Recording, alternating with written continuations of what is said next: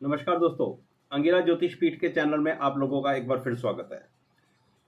दोस्तों, मेरे एक फॉलोअर हैं, उन्होंने मुझे ये कहा है कि आप एक वीडियो बनाएं जिसमें आप ये बताएं कि क्यों वृश्चिक लगन की कुंडली ही नरेंद्र मोदी साहब की एक्यूरेट कुंडली है। मैं वृश्चिक लगन की कुंडली पर ही ज़्यादा इंपॉर्टेंस क्यों देता हूं, जबकि कुछ लोग नरेंद्र मोदी साहब की तुला लगन की कुंडली से भी उनकी लाइफ के इवेंट्स को जस्टिफाई करने की कोशिश करते हैं। और मेरे इस दोस्त ने मोदी साहब का बर्थ डिटेल मुझे भेजा है, कमेंट में इन्होंने लिखा हुआ है, आप लोग देख सकते हो। तो इन्होंने जो टाइम मुझे भेजा है वो 11 बजे का भेजा है। तो भाई, सबसे पहली बात तो यह है कि मैं नरेंद्र मोदी साहब की जन्म पत्री देखता तो वृश्चिक लगन से ही हूं, लेकिन ये मेरी अपनी प्रैक्टिस है, मेरी अपनी सोच है, मेरी अपनी टाइम इन्वेस्टमेंट है मोदी साहब की हॉरोस्कोप के ऊपर। मैं 11 बजे की कुंडली नहीं देखता, मैंने उसके ऊपर बर्थ टाइम रेक्टिफाई कर रखा है। तो मैं अपने ही टाइम से उनकी जन्म पत्री देखता हूं, मुझे उसके ऊपर ज़्यादा विश्वास है। और शायद यही एक कारण है कि मेरी ऑब्जर्वेशन मोदी साहब की कुंडली पर ठीक बैठी। तो भाई, दोनों कुंडलियों पर बात करेंगे, तुला लगन की कुंडली पर भी बात करेंगे और वृश्चिक लगन की कुंडली पर भी बात करेंगे, और मैं आपको दोनों का कंपैरिजन दिखाऊंगा।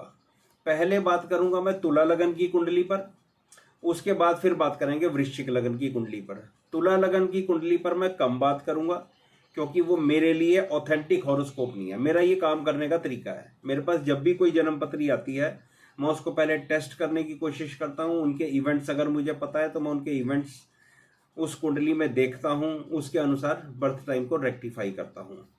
मेरे पास मेरा कोई क्लाइंट आता है, वो मुझे अपनी हॉरोस्कोप दिखाता है, तो पहले उसके कुछ एक इवेंट्स को वेरीफाई करते हैं, उसके बाद उसकी हॉरोस्कोप के ऊपर आगे बात करने की कोशिश करते हैं। और कभी भी एक दो इवेंट में वेरीफाई नहीं करता, मेरी एक नेचर है, मेरा काम करने का तरीका है।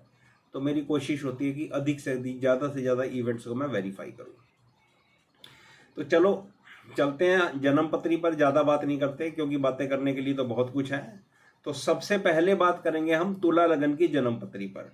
तुला लगन की जन्म पत्री आपकी स्क्रीन पर ये रही। तो जो तुला लगन का बर्थ डिटेल है वो मैं आपको लोगों को बता देता हूं। 17 सितंबर 1950, 17 सितंबर 1950, 10 आवर्स एंड 10 मिनट्स AM, ये वाडनगर का बर्थ प्लेस है। तो ये कुंडली बनती है भाई तुला लगन की। तो तुला लगन की कुंडली पर अब हम चर्चा कर रहे हैं। तो सबसे पहले तो इनके बचपन का इवेंट देखते हैं। जब तुला लगन उदित हुआ उस वक्त ये चंद्रमा इनका शनि के नक्षत्र में था, यानी कि जब ये पैदा हुए तो शनि की महादशा इनको मिली। तो बात करते हैं, ये अपने बहन भाइयों में तीसरे नंबर के सिबलिंग हैं, तो इनसे छोटे बहन भाई भी हैं। तो मेरे दोस्तों, शनि का संबंध जो महादशा नाथ है उसका संबंध कहीं ना कहीं थर्ड हाउस से होना चाहिए। अब ये आपके सामने ये कुंडली है, इसके अंदर आप देख सकते हो सैटर्न का संबंध थर्ड हाउस से कहीं, मैं मोटा मोटा आप लोगों को बता रहा हूं, मैं कुंडली के अंदर मतलब डीप एनालिसिस करके आप लोगों को नहीं बता रहा हूं। मेरी मोटी मोटी बात को आप समझने की कोशिश करना, क्योंकि अगर मैं डीप एनालिसिस करने लगा तो भाई साहब ये तो 2-3 घंटे का वीडियो बन जाएगा, 1.5-2 घंटे का। तो अपनी बात छोटी रखने की कोशिश करूंगा। तो मोटा मोटा देखने पर सैटर्न इस कुंडली के 11th हाउस में है, और 11th हाउस से बड़े भाई बहनों को देखा जाता है, या वो लोग जो अपने से बड़े होते हैं। तो इसका संबंध ना तो D1 के अंदर थर्ड हाउस से बन रहा है और ना ही D3 जो कि छोटे बहन भाइयों के लिए देखा जाता है। मैं आपको अच्छे से बताने की कोशिश कर रहा हूं, अच्छे से टीच कर रहा हूं, ताकि जो लोग ज्योतिष सीख रहे हैं उन लोगों को ज्योतिष समझ आए। और मेरी इस वीडियो पर भाई दोस्तों एंड तक बने रहना, आपको मेरी बात तभी समझ आएगी, अदरवाइज तो फिर वही सत्यनारायण की कथा सुन के अपना इधर उधर जाने वाली बात हो जाती है। ठीक है, तो शनि का संबंध थर्ड हाउस से इस कुंडली में नहीं आ रहा, तो इसलिए मैं इस कुंडली को, मेरा एक ही रीजन है कि मैं इसको ऑथेंटिक नहीं मान रहा। ये मेरा पॉइंट ऑफ व्यू है, हालांकि कई लोग तुला लगन से भी काफ़ी कुछ प्रिडिक्शन करते हैं। अगली बात इस कुंडली के अंदर देखते हैं कि सेकंड हाउस में आप देखो एक बहुत ही शानदार धन का योग बना हुआ है। चंद्रमा और मंगल, आप जानते हो चंद्र मंगल एक बहुत बेहतरीन हिंदू हमारे ज्योतिष शास्त्रों के अंदर ये कहा गया है कि एक बहुत ही अच्छा और बहुत बेहतरीन धन का योग है, और ये धन का योग सेकंड हाउस में ही बना हुआ है। तो ये एक बहुत अच्छी स्थिति है किसी भी व्यक्ति के धनवान होने के लिए। लेकिन ये योग बना कहाँ हुआ है? ये सेकंड हाउस में बना हुआ है। अब सेकंड हाउस क्या है आपका? जब आप पैदा होते हैं तो सेकंड हाउस आपकी फैमिली का हाउस है। तो ये योग आपकी फैमिली के हाउस में बना हुआ है, तो आपकी फैमिली के पास पैसे होने चाहिए, जो कि यहां पर नहीं दिखता। और आप देखो शनि की महादशा में ये पैदा हुए हैं, तो शनि यहां इस कुंडली में लग्नेश के साथ 11th हाउस में है। तो पिता की तो आय के साधनों में तरक्की होनी चाहिए, लाभ होना चाहिए, लाभो लाभ होना चाहिए भाई साहब। बृहस्पति से भी दृष्ट है जन्म के नक्षत्र का स्वामी।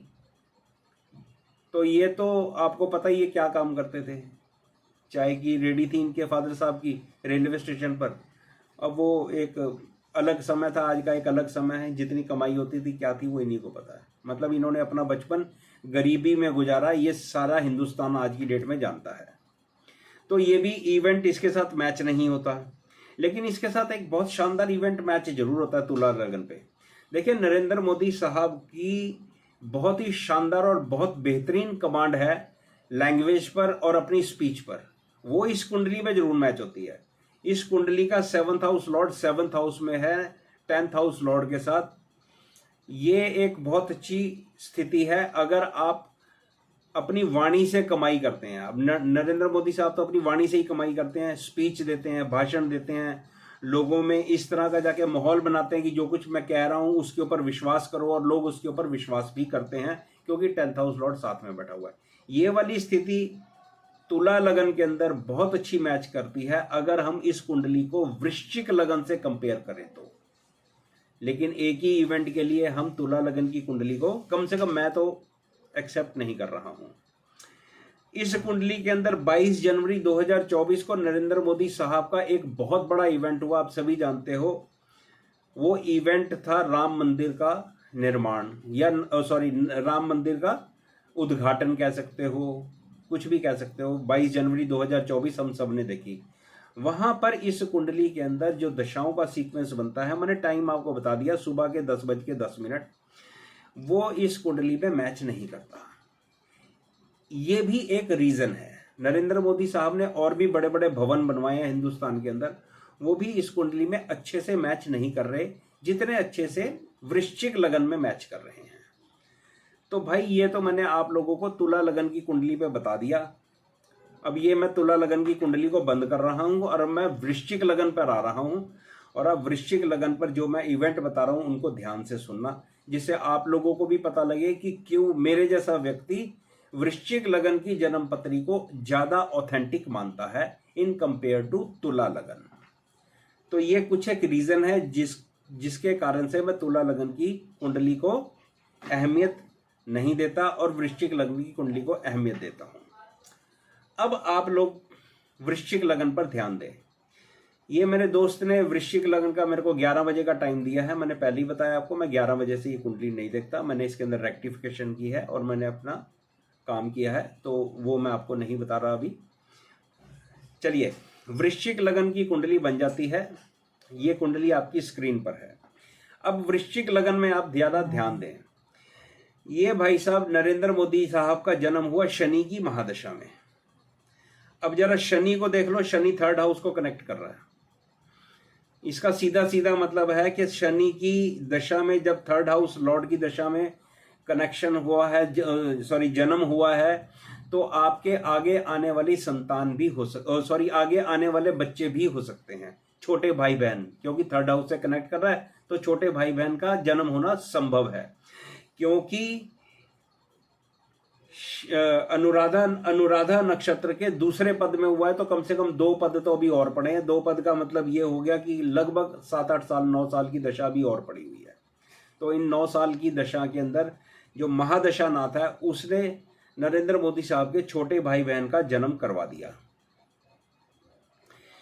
अब इस कुंडली पर जरा ध्यान देते हैं। मैंने आपको चंद्रमा के जो नक्षत्र स्वामी है शनि उसका बता दिया। अब ध्यान देते हैं इस कुंडली के लगन पर। अब आप जरा ध्यान दो, इस कुंडली का लगन है वृश्चिक लगन। वृश्चिक लगन काल पुरुष की कुंडली का 8वें घर का लगन है, जो एक अंधेरा कुआं है जहां पर आप हाथ डालोगे तो पता नहीं सोना मिलेगा, राख मिलेगी, कूड़ा मिलेगा, क्या मिलेगा ये आपको नहीं पता। ये आपकी कुंडली के योगों पर निर्भर करता है कि आपको रत्न मिलेंगे या कूड़ा मिलेगा। अब इस कुंडली का वृश्चिक राशि का लगन है और लगन का स्वामी ही लगन में बैठा हुआ है। वृश्चिक राशि वालों की एक सिग्निफिकेशन है या ट्रेट्स होते हैं कि ये जो काम करते हैं वो मिस्टीरियसली काम करते हैं। एक हाथ से काम करते हैं तो दूसरे हाथ को उस काम का पता नहीं लगता।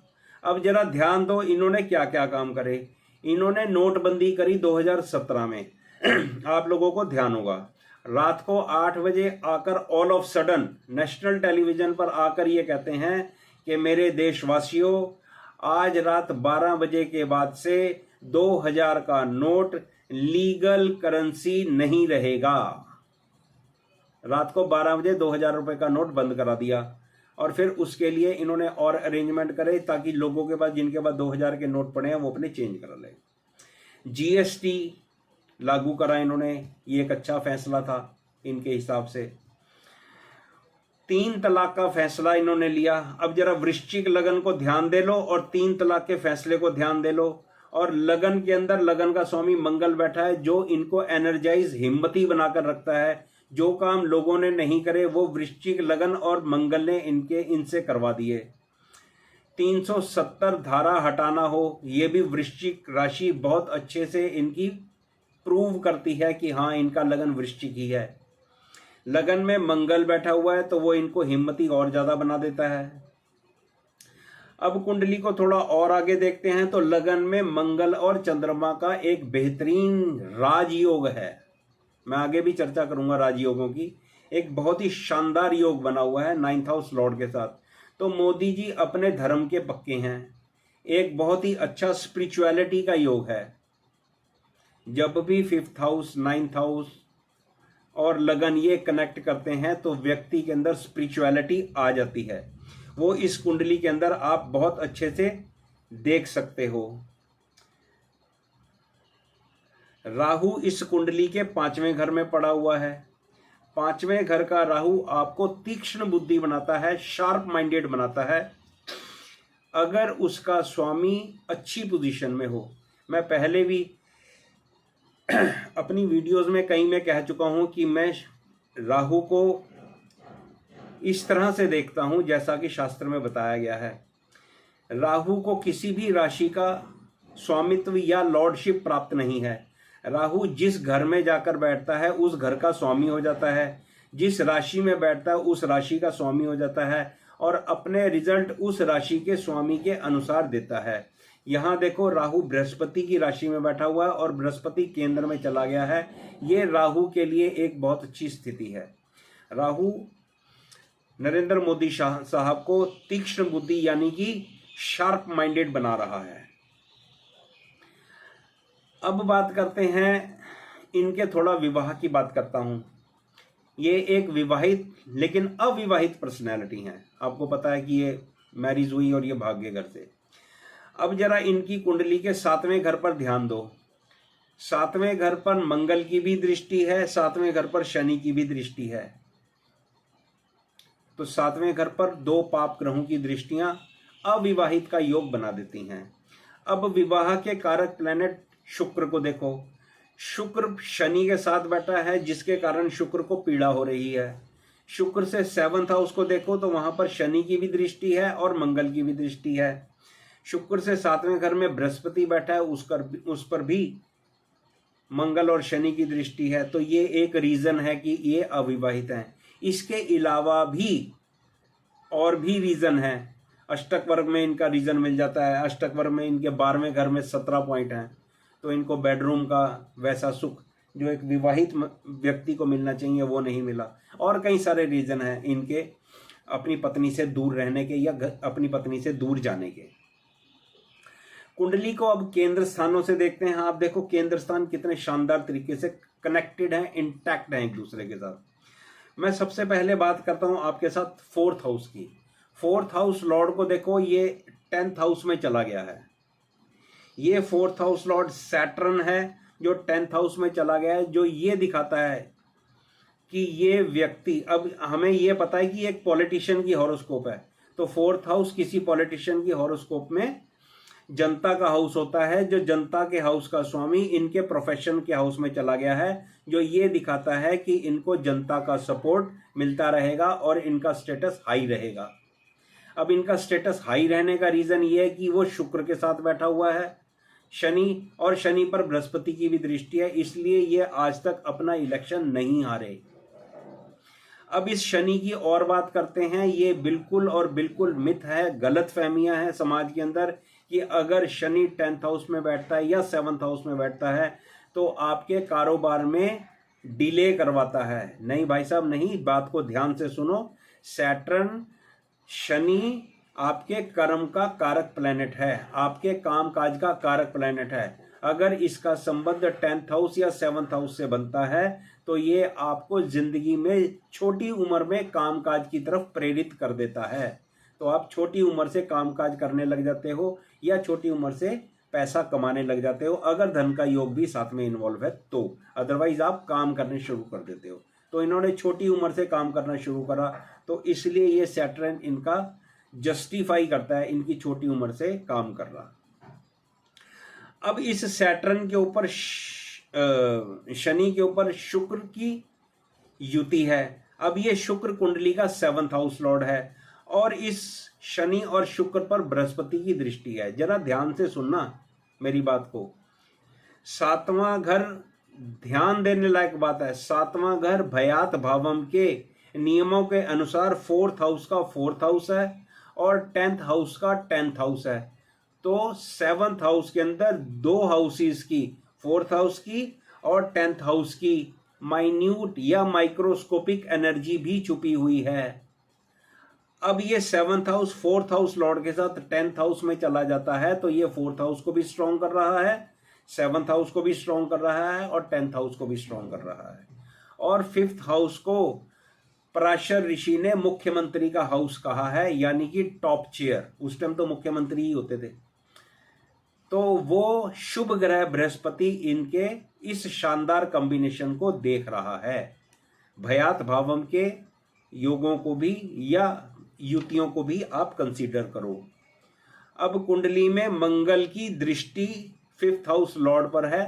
देखो किस तरह से, कितने बेहतरीन तरीके से 5th हाउस लॉर्ड मतलब चारों केंद्र और दोनों त्रिकोणों का शानदार योग के कुंडली के केंद्र में बना हुआ है। ये एक बहुत बड़ा रीजन है कि ये एक बहुत बेहतरीन, शानदार और पराजित ना होने वाले, हमेशा विजयी रहने वाले ये एक राजनेता है। विदेशों में इनकी ख्याति है, आप सभी जानते हैं। वो सब इनकी दशाओं पर निर्भर करता है। अब इनकी कुंडली में देखते हैं 4th हाउस को थोड़ा और डीपली एनालाइज करते हैं। आप लोगों को बता रहा हूं कि कितना बेहतरीन कॉम्बिनेशन बना हुआ है। जब भी 4th हाउस पर शनि और मंगल की दृष्टि होगी स्ट्रॉन्ग पोजीशन में, तो आप एक भव्य और शानदार इमारत बनाएंगे। और इस योग पर शुक्र या बृहस्पति की, शुक्र और बृहस्पति की या शुक्र या बृहस्पति की दृष्टि होगी, तो आपकी एक से ज्यादा प्रॉपर्टी होगी और ये प्रॉपर्टियां भव्य होंगी, शानदार होंगी, लग्जरियस होंगी। अब आप जरा बृहस्पति, शुक्र, शनि और मंगल का कनेक्शन 4th हाउस से इस कुंडली में ध्यान दो। नरेंद्र मोदी साहब ने शहीदी स्मारक बनाया, शहीदी वो भवन बनाया नई दिल्ली के अंदर। नरेंद्र मोदी साहब ने संसद बनाई, जो कि परिसीमन के बाद वो 2029 में वहां पर 800 से अधिक सांसदों के बैठने की जगह, ये संसद भवन एक शानदार और भव्य इमारत है। टेलीविजन पर सभी ने देखा है। राम मंदिर के निर्माण में एक बहुत अच्छा योगदान दिया। राम मंदिर कितना शानदार, भव्य और बेहतरीन बना है आप लोगों के सामने है। नरेंद्र मोदी साहब ने और कई सारी भवन बनवाए, गरीबों के लिए इन्होंने मकान बनवाए और वो मकान गरीबों तक पहुंचाए। शनि निम्न स्तर के या जो लोग गरीबी रेखा से नीचे होते हैं या गरीबी रेखा के आसपास है, उन लोगों को भी रिप्रेजेंट करता है। अब बृहस्पति इसको देख रहा है, बृहस्पति राहु का डिस्पोजिटर है। अब शनि और राहु के रिजल्ट्स को देख लो। 80 करोड़ लोग जो जो जो मतलब उनको ये राशन देते हैं। अब आप देखो शनि पर कितने ग्रहों का शानदार प्रभाव है और हम इस तरह से कुंडली को पढ़ना सीख सकते हैं। अब आगे बात करते हैं 10th हाउस लॉर्ड इन 11th हाउस। सूर्य 10वें घर का स्वामी 11th हाउस में, 11th हाउस लॉर्ड के साथ जो एग्जॉल्टेड है। अब यहां पर मैं आपको कुछ एक अपनी स्पेशल बातें बताना चाहता हूं, एक दो ही बताऊंगा भाई, एक आधी बताऊंगा। अब ये कुंडली के अंदर आप सन की पोजीशन देखो कितनी बेहतरीन और कितनी शानदार है मरकरी के साथ। अब जरा मरकरी को देखो, ये उच्च राशि का है। ये मरकरी 8th हाउस लॉर्ड है। 8th house Lord 11th house में चला गया। जब भी 8th house Lord 11th house में चला जाएगा तो आप जानते हो कि अनअर्न्ड मनी या अनअर्न्ड प्रॉपर्टी मिलती है। अगर उसमें 2nd हाउस का कनेक्शन है, 11th हाउस का कनेक्शन है तो अनअर्न्ड मनी मिलती है। अगर 4th हाउस का कनेक्शन है तो आपको अपने माता पिता से प्रॉपर्टी मिलती है। देखो मैं अपनी इस वीडियो में कई सारे योग आप लोगों को सिखा दिए हैं। अब जरा देखो, ये सूर्य के साथ बैठा है जो 10th हाउस लॉर्ड है। अब इनको जो विपक्ष के नेता हैं उन्होंने बगैर किसी मतलब के इनके हाथ में मुद्दा थमा देते हैं। बात करता हूं 2014 की। 2014 में विपक्ष के लोगों ने इनको नीच, ये वो सब कहा और साथ में एक स्लोगन बहुत पॉपुलराइज हुआ। वो पॉपुलराइज हुआ था चाय वाला। इन्होंने उस स्लोगन को अपने लिए पॉजिटिव बनाया और लोगों तक पहुंचाया। इनकी विजय होगी। 2019 के अंदर एक स्लोगन दिया गया अपोजिशन के द्वारा, चौकीदार चोर है। पूरे देश में भारतीय जनता पार्टी के लोगों ने या जो लोग नरेंद्र मोदी में विश्वास रखते थे उन्होंने अपना फेसबुक और सोशल मीडिया के स्टेटस चेंज कर दिए, मैं भी चौकीदार, मैं भी चौकीदार। लोगों को वहां पर भी इस स्लोगन का फायदा हुआ। 2024 में ये जरा सतर्क रहा, इन्होंने कोई ज्यादा मोदी साहब को कोई स्लोगन नहीं दिया और अपने राजनीतिक भाषणों को जरा ध्यान से इन्होंने दिया अपोजिशन वालों ने। अब एक बात आपको और बताता हूं, 6th हाउस लॉर्ड इन लग्ना मंगल। अब क्योंकि ये स्ट्रॉन्ग पोजीशन में है तो आप देखो इस मंगल ने इनको क्या कुछ दिया। ये मंगल 6th हाउस लॉर्ड है। जब भी 6th हाउस लॉर्ड आपके लगन में चला जाए तो लोगों के अंदर आपको गालियां पड़ती हैं। आप देख लो विपक्ष वाले दुनिया जहान की गालियां देते हैं। कोई नीच कहता है, कोई इनसे आधी उम्र का, लगभग आधी उम्र का व्यक्ति है, वो इनको कहता है कि नरेंद्र मोदी की पीठ पर डंडे पड़ेंगे, नरेंद्र मोदी मुंह दिखाने लायक नहीं रहेगा। उम्र नहीं है, 20-25 साल बड़ा है ये व्यक्ति उस आदमी से जिसने ये कहा है। और अब की बार इलेक्शन में भी बदतमीजी से मोदी साहब को संबोधित किया। ये 6th हाउस लॉर्ड इन लगना, लेकिन इनको कोई फर्क पड़ा? क्यों? कोई फर्क नहीं पड़ा। क्यों? क्योंकि ये मंगल एक बड़े अच्छे राजयोग में इन्वॉल्व है, 9th हाउस लॉर्ड के साथ है और ये मंगल स्ट्रॉन्ग पोजीशन में पड़ा हुआ है। इसलिए जो लोग इनको गालियां देते हैं वो बेचारे मुंह की खाते हैं। अब इसी कुंडली के साथ मैं आपको कंपेयर करके बता रहा हूं। जिन लोगों को राहुल गांधी साहब की कुंडली याद है, तुला लगन की कुंडली है, उनका भी 6th हाउस लॉर्ड लगन में पड़ा हुआ है बृहस्पति। वो बृहस्पति अपनी शत्रु राशि का पड़ा हुआ है, शुक्र के साथ कोई दोस्ती नहीं है। आप देख लो उनके लिए किस संज्ञा का इस्तेमाल होता है समाज में। मैं वर्ड का इस्तेमाल नहीं कर रहा हूं, आप लोग जानते हो। ये फर्क है। अगर प्लेनेट स्ट्रांग है तो व्यक्ति किस तरह से, उसको जो गालियां पड़ रही हैं या उसका जो अपमान किया जा रहा है वो किस तरह से उसको ग्रैब करके अपने लिए एक अपॉर्चुनिटी बनाता है। और राहुल गांधी जी का मैंने आपको बता दिया, बस इस पे और ज़्यादा नहीं बोलूँगा यार। हाँ सोशल मीडिया पर बैठे हैं भाई। तो ये टॉपिक जो है ये बहुत बड़ा टॉपिक है भाई, 2-2.5-3 घंटे का टॉपिक है। मैं जब अपनी क्लास में पढ़ाता हूँ तो ये कम से कम 1-1.5 क्लास खा जाता हूँ। तो ये मेरी एक कंपैरिजन तुला लगन और वृश्चिक लगन का। जो मेरे दोस्त सीखना चाहते थे उनको मैंने बता दिया कि मैं क्यों नरेंद्र मोदी साहब की कुंडली को वृश्चिक लगन का लेता हूं। मैंने अपना कारण बता दिया, आप लोगों के सामने रख दिया। आशा है आप लोगों ने सीखा होगा। एक बात और कहना चाह रहा हूं, आपको याद हो तो ओथ ग्रहण कुंडली के अंदर मैंने बृहस्पति के मिथुन राशि में ट्रांजिट की बात करी थी और उसके अंदर दो संभावनाएं जताई थी। एक तो देश की सीमाओं का विस्तार हो सकता है या कोई विपक्ष की पार्टी टूटकर एनडीए में आ सकती है। अब जरा इस कुंडली के ऊपर भी ध्यान दे लो, यहां पर भी बृहस्पति 8वें घर के अंदर ट्रांजिट करेगा।